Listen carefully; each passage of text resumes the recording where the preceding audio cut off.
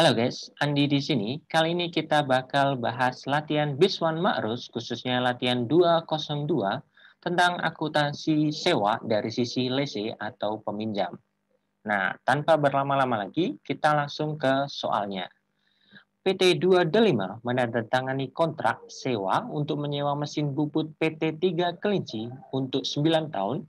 Sifatnya adalah tidak dapat dibatalkan atau non-cancelable. Tiap tahun PT DD membayar sewa 25,25 juta. Pembayaran dimulai 2 Januari 2017.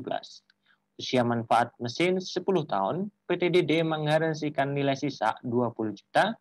Incremental borrowing rate-nya adalah 10% dan implicit rate-nya adalah 9%. Depresiasi menggunakan metode garis lurus atau straight line method. Nah, tiga hal yang diminta di sini adalah yang pertama, berapa nilai kapitalisasi sewa, kemudian buat schedule pembayaran sewa, kemudian tiga, buatlah jurnal tahun pertama. Nah, pertama kita tulis dulu nih diketnya. Sisi lese adalah sisi peminjam PT 2 Delima. Lesornya adalah PT 3 Kelinci. Masa manfaat sewa adalah 9 tahun dan sifatnya adalah non-cancelable. Pembayarannya adalah 2,25 juta tiap tahunnya.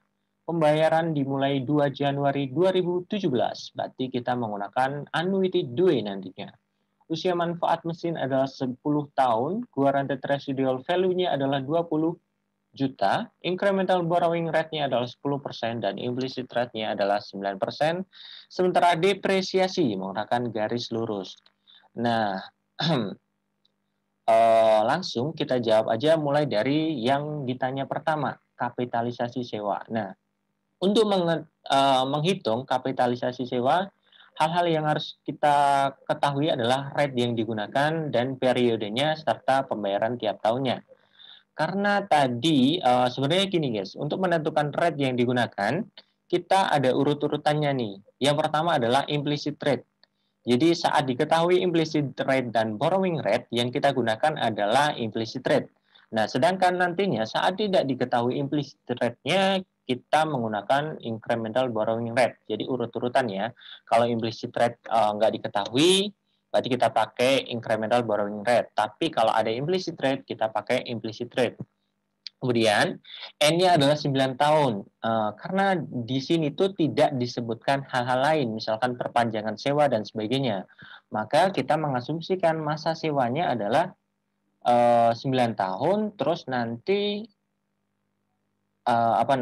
usia manfaat mesinnya ini hanya digunakan untuk depresiasi. Nah, karena kita udah ketahui N-nya 9, kita masukkan ke rumus annuity due. Annuity due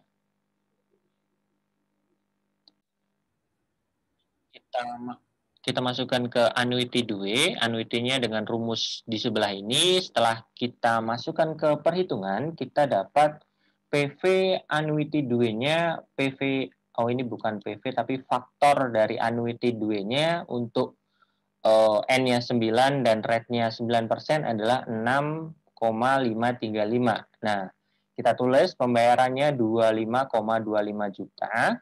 Kemudian annuity due-nya adalah 6,535. Dari rumus ini dimasukkan ke perhitungan di sini.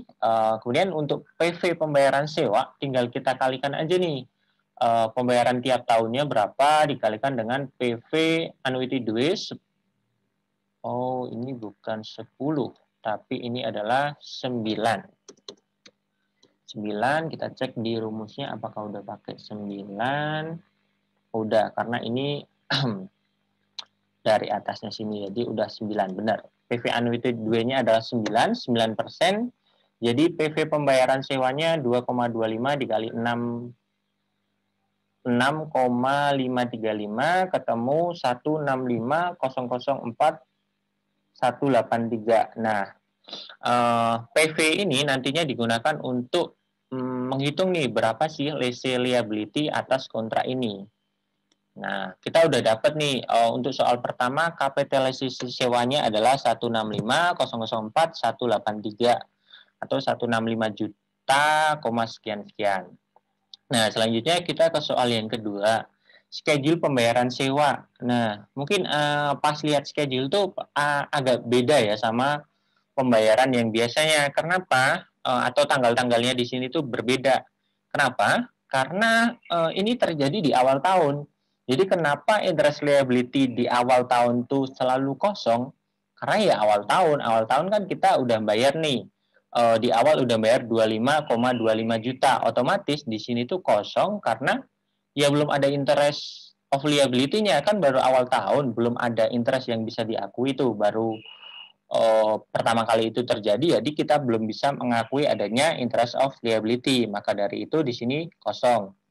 Nah, annual payment-nya tinggal kita tulis dari soal tadi, 25,25 juta, kemudian date-nya adalah ini, interest of liability-nya diambilkan dari implicit rate-nya ini 9% dikalikan dengan ini nih carrying amount dari lease liability. Untuk tahun pertama kan carrying tadi interest of liability-nya belum ada kan karena awal tahun, jadinya langsung aja nih annual lease payment-nya dikurangkan ke lease liability, jadinya carrying amount untuk untuk tahun pertama 139.754. Nah, untuk tahun keduanya tanggal 2 Januari 2018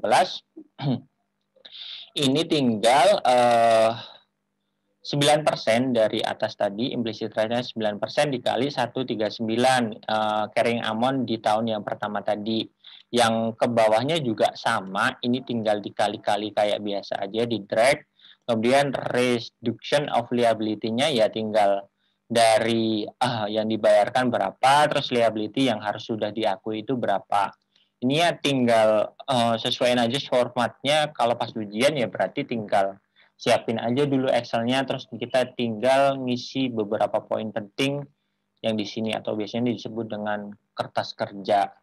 Nah, karena kita udah dapet nih angka-angka dari schedule pembayaran sewa, kita bisa nih jawab pertanyaan nomor 3, jurnal tahun pertama. Nah, beberapa jurnal penting di sini. Yang pertama, right of use asset. Ini tuh kita mengakui bahwa kita tuh punya hak untuk memakai aset yang kita sewa. Nah, nilainya berapa? Nilainya adalah sebesar PV dari pembayaran sewa kita tadi. Jadi kita menulis nih 2 Januari right of use asset pada lease liability. Karena pada dasarnya kita punya kewajiban untuk membayar sewa nantinya. Berarti right of use asset pada lease liability sebesar 165. Ini sesuai PV-nya. Kemudian 2 Januari kan tadi kita langsung nih bayar sewa untuk pembayaran yang pertama. Karena kita melakukan pembayaran yang pertama dan interestnya belum diketahui, jadi kita langsung aja mengurangi lease liability sebesar pembayaran yang kita lakukan. Jadi lease liability pada cash sebesar 25 juta, 250. Kemudian terakhirnya 31 Desember kita harus nih mengakui adanya interest expense karena udah 1 tahun kan, udah tahun berjalan, jadi kita punya kewajiban. Kita mengakuinya sebesar apa ya, kita lihat aja di tabel berapa sih interest of liability-nya, tinggal kita tulis di sini. Interest expense pada lease liability sebesar 12,577 intinya 12 juta, 577 sekian atau 12 juta 577.876. Ini didapat dari tabel. Kenapa kita pakai 2 Januari 2018? Ya karena ini kan akhir tahun, kita mengakuinya sesuai yang harus diakui nih tahun depan tuh berapa di tanggal 2 Januari 2018. Jadi kita mengakuinya 31 Desember sesuai dengan yang ada di 2 Januari 2018. Kemudian untuk depresiasinya, nah ini sedikit beda nih. Kalau dari tadi kita menggunakan N-nya itu 9, untuk depreciation expense kita menggunakan ini nih. Oh sama, kita menggunakan untuk depreciation expense kita sama juga karena tadi kan kita menggunakan masa sewa nih, masa sewa atas aset, terus kita nantinya nggak dikasih untuk memiliki aset tersebut, jadi kita mendepresiasikan aset atau tepatnya mendepresiasikan hak untuk menggunakan asetnya sesuai dengan masa sewa, atau tepatnya kita mendepresiasikan itu adalah 9 tahun. Jadi ini angka lease liability di sini dibagi dengan 9. Kita tulis depreciation expense pada right of use asset sebesar 18 juta, 33.